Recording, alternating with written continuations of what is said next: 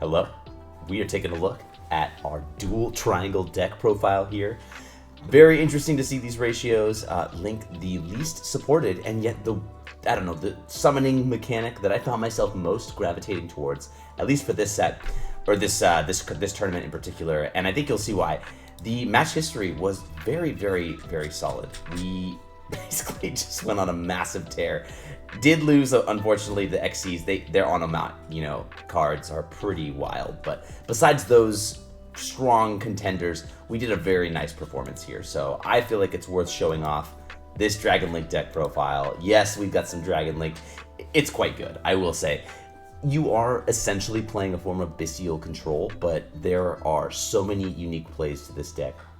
Not to mention, it just matches up really well for most because you can play a lot of hand traps, and your hand traps can sometimes synergize with your engine, right? So we'll go ahead and do the card by card just to explain my ratios and why I went with certain things.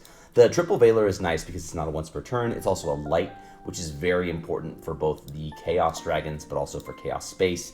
And not to mention, putting the light engrave is fantastic for your Bystials, which you do run a high count. I've messed with doing triple Druis or triple Druis plus 2 Baldrake. There's some interesting Bystial ratios you can play with, but not to get too ahead of ourselves here.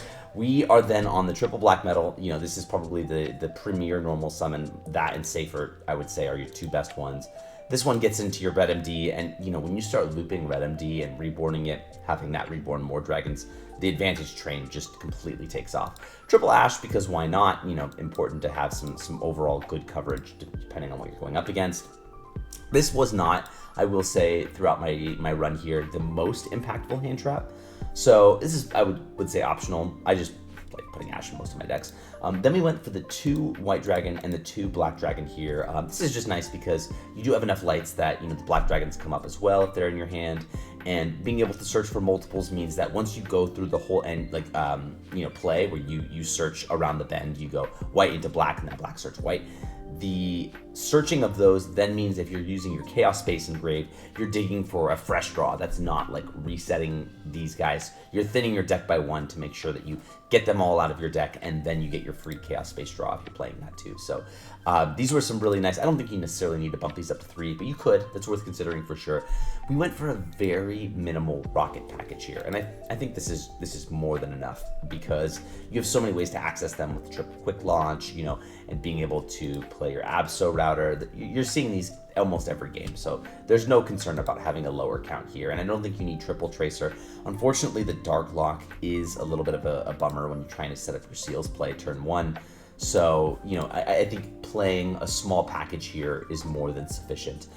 You also don't want to brick on these or see too many rockets, even though, yes, of course, you are playing Boot, which can help you get these guys back out. But yeah, I was really happy with this small ratio. And of course, you got to play the Recharger. You're not doing the Synchro plays anymore, but just being able to search it and then have this work as a monster reborn for your Dark Monsters with Striker is too good to pass up. Not to mention its second effect, or the secret effect, rather, where it can't be attacked if you have a Dark extra deck. Plenty of your extra deck is Dark, so this thing can protect itself, give yourself some board presence.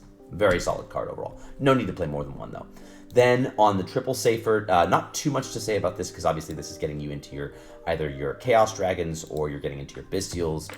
This can also recycle the Lubellion. You'll probably notice I'm not playing Levianeer. I wanted to keep this as tight as possible and as cool as Levianeer is from like a disruption or going first interruption card. I didn't think it was necessary, at least with the build I was going for. Especially if it's not really great going second, at all. So with that being said, I mean it is okay, but it requires setup. You're banishing 3 lights or darks. That's a lot. So I figured that we keep it tight. Just play the triple Safer. Then of course Fua. Every deck should be playing Fua. And then for the Bystials, I think it's very solid. Important to limit Magnamut, should never be at more than 1. And then the Sereneer is just great because you are playing the Beast. So if you want to do the full setup, right, you can have Sereneer get into your Branded Regained, or of course just get more Lubellions in rotation. It does come up. So having the different name is important there too. Just you want the maximum Bystials. And then I still think maybe probably out of the Disruption Bystials, Druisworm is probably the best here. Being able to send your opponents special summon monsters, really, really tight. And then Baldrake, of course, right? This is the interruption Bystial, being able to not only disrupt their graveyard, but then interact with their special summons if they're doing extra deck or ritual mechanics. We got a partner here who would like to come up, so she'll join for the rest of our profile here. All right, and then of course you're on the 1 abs, right? This is really nice to be able to get into from your Dragon Ravine. You don't need to play the Foolish Burial for it though. This is really the only good Foolish target. You know, doing the setup with Safer and Magnamut to then search one of them back. A little trickier to do than you'd think, so I don't think you need to run Foolish, but you're definitely playing the Absol Router for that. And then, of course, the one Darkness Metal, you want to be able to search this off of the Black Metal, very important. And then just the 1 Nib.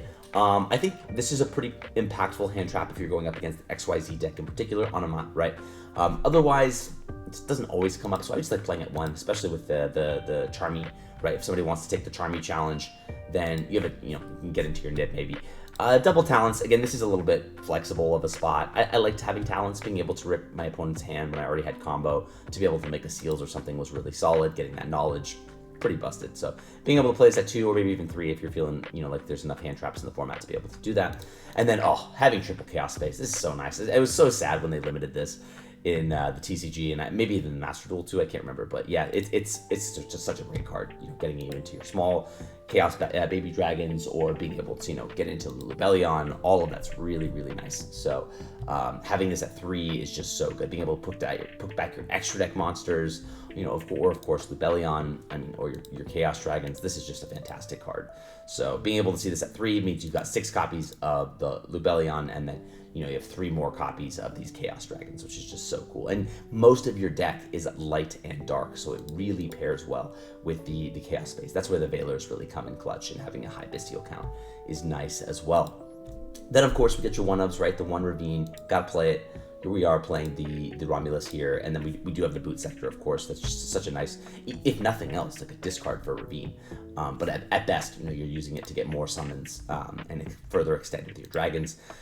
Regain's incredible. I won off the back of Regain so many times. Regain Recycling Magnamut is just one of the most broken interactions of the game. And you got your triple quick launch, also a really nice extender starter. It's just so good.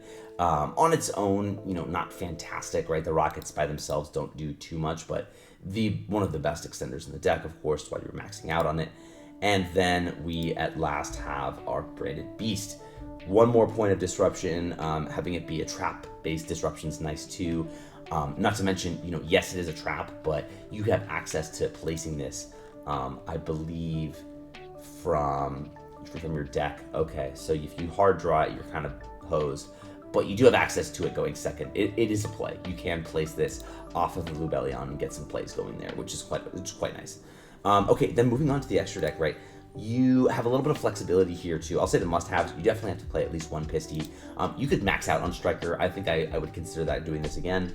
And then for Seals, I think maybe 2 is best. I was getting away with 1. You can recycle it off of the Regain, but I think having 2 is really nice. This was really good. Having the Nightmare package was so great for breaking apart your opponent's boards. Most other summoning mechanics just can't link climb and also interrupt and interact with the opponent's boards like links can. Not to mention setting up co-linked plays to get draws. These cards were broken on release, and there's a reason why they're still good, especially in this format. Then you're obviously on the 1 Romulus, mandatory, IP, SP, of course. Dark was helpful for me. It came up a few times. Getting the double down arrows is nice too. It's generic. Of course, you get nibbed. You can kind of turn that into the dark. It's nice to have. Steal your opponent's dark monsters if they've got them.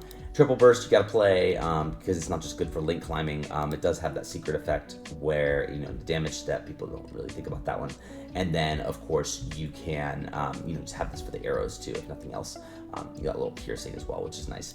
Then with the Unicorn, this is really good because you're climbing usually an access code if you're making Unicorn. So just 1 more point to really benefit your link climb plays and get rid of hand advantage. And then Boral Sword feels good to make this one, especially when you're trying to go for game, push out a bunch of damage. I think Luna Light was in this format, so I figured, let's have Boral Sword in the deck. Didn't go up against much Luna Light for what it's worth. We have an access code here, fantastic. I don't think you need to play this. You're running out of hand advantage as you link climb, right, from the the Phoenix and the Unicorn doing stuff. So typically by the time you're making this, you don't have a ton in your hand. So I'd say it's better to swap this for like a Striker or another Hieratic Seal. And then of course the boss monster of the deck, Boral End Dragon. Just what a crazy card. Cannot be destroyed by battle or card effects. Also, neither player can target it with monster effects. Gets to attack all monsters once each. And it's a negate that they can't respond to. Just one of the craziest cards ever printed. So anyways, hope you enjoyed this very fun Link, dual triangle profile. Check it out if you haven't. I mean, yes, it's mostly Bystial control, but it is the Dragon Link that we all know and love. So I was happy to pilot this and have some success with it as well.